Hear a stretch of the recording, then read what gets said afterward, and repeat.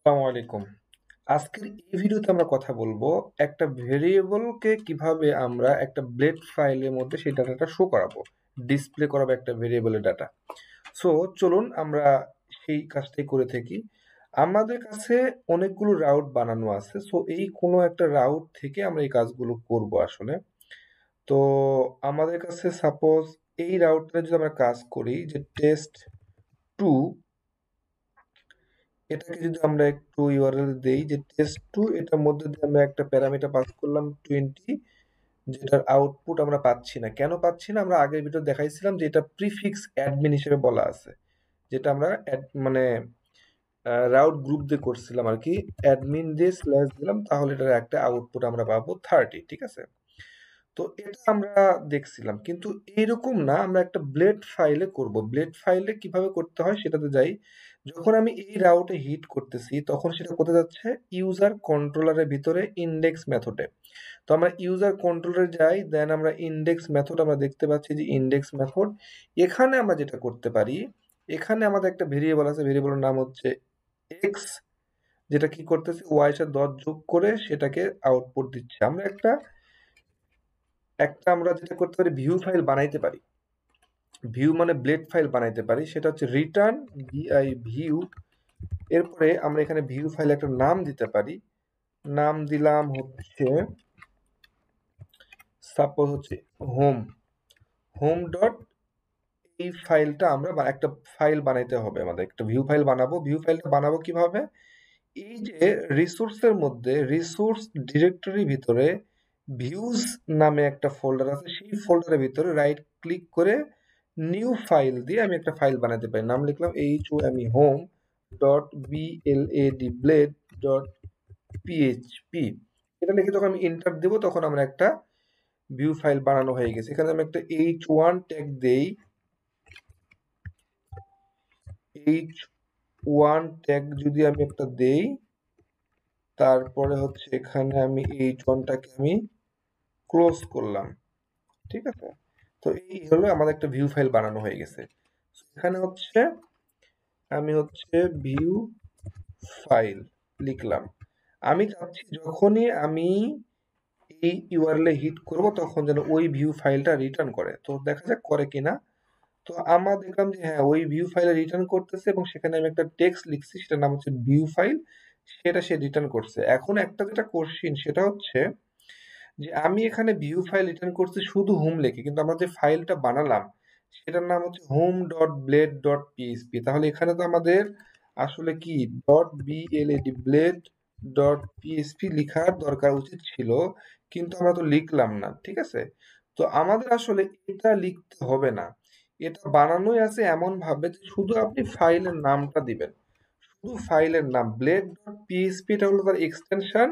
এটা দ্বারা আমরা বুঝতে পারি যে এটা একটা ব্লেড ফাইল এবং ব্লেড পিএইচপির ফাইল। এই জন্য আমাদের ওটা লেখার দরকার নাই, শুধু ফাইলের নামটা দিলেই হয়ে যাবে। যাই হোক, আজকে আমাদের এই ভিডিওর মেইন কনসেপ্ট যেটা হচ্ছে, সেই ভিউ ফাইলে আমরা যে ভেরিয়েবলের ডাটাটা আছে সেটা পাস করব, এবং সে পাস করার পর সেই ভেরিয়েবলটাকে আমরা প্রিন্ট করব। এটা করার জন্য আমাদের যেটা করতে হবে সেটা হচ্ছে, আমি এখানে একটা কোমা দিব। কোমা দিয়ে আমি লিখতে পারি কম্প্যাক্ট, COMPACT, কম্প্যাক্ট দিয়ে যদি আমি ফার্স্ট ব্র্যাকেট দেই এবং এটার ভিতরে যদি আমি এক্স লিখি, তাহলে এই এক্সটা হচ্ছে, দেখেন এখানে $x লেখার দরকার নাই, শুধু কম্প্যাক্ট মানে সে বুঝতেই পারতেছে যে এখানে হচ্ছে ভেরিয়েবল নেবে। তো এই কম্প্যাক্টের মধ্যে আপনি যেটা লিখবেন সেটা ভেরিয়েবল হিসাবেই কাউন্ট হবে। এই এক্সটাকে আমরা পাবো কোথায়? এই হচ্ছে হোম এই ব্লেডের ভিতরে। এখন এখানে যদি আমরা পাই, এই ফাইলটা আমরা ডিসপ্লে করাবো কিভাবে? এটা আমরা ডিসপ্লে করাবো হচ্ছে ডাবল কার্লি ব্র্যাকেটে দিয়ে এখানে $x দিতে হবে। এখন আমি এখানে ডলার দিব, যেহেতু একটা ভেরিয়েবল, এক্স একটা ভেরিয়েবল, এই জন্য আমি ডলার সাইনটা দিলাম। এখন যদি আমি এখানে রিলোড দেই, তাহলে দেখব যে এখানে একটা ঝামেলা হয়ে গেছে। এক্সটা কি হয়েছে, সরি, আমাকে এই জায়গাতে কোটেশন দিতে হবে।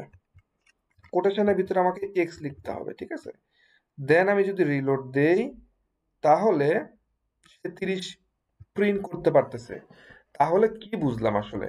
এখানে কম্প্যাক্টের মধ্যে যখন আমি কোটেশনের মধ্যে যেটা লিখবো সেটাকে ভেরিয়েবল হিসেবেই কাউন্ট করা হবে, এবং সেটা কি করতেছি, এই হোম ফাইলের মধ্যে আমরা পাস করতেছি।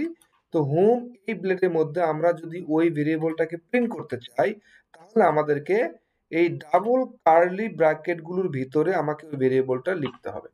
তো আমি এখানে অন্য কিছু লিখতে পারবো, সমস্যা নাই। তার সাথে আমাদের কি হবে, ওই 30 যোগ হয়ে যাবে। ঠিক আছে, এই 30 চলে আসছে। তো এইভাবে আমরা ডিক্লেয়ার করতে পারি। আমরা আরো অনেকভাবে ভেরিয়েবলটাকে ডিক্লেয়ার করতে পারি।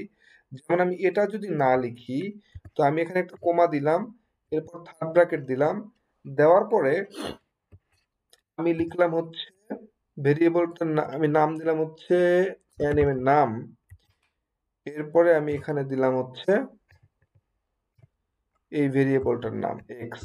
ঠিক আছে, তো এইভাবে আমি এটা কি করতে পারি, প্রিন্ট করতে পারি আসলে। হুম, এখানে কি বলতেছে, আনডিফাইন্ড ভেরিয়েবল হচ্ছে এক্স।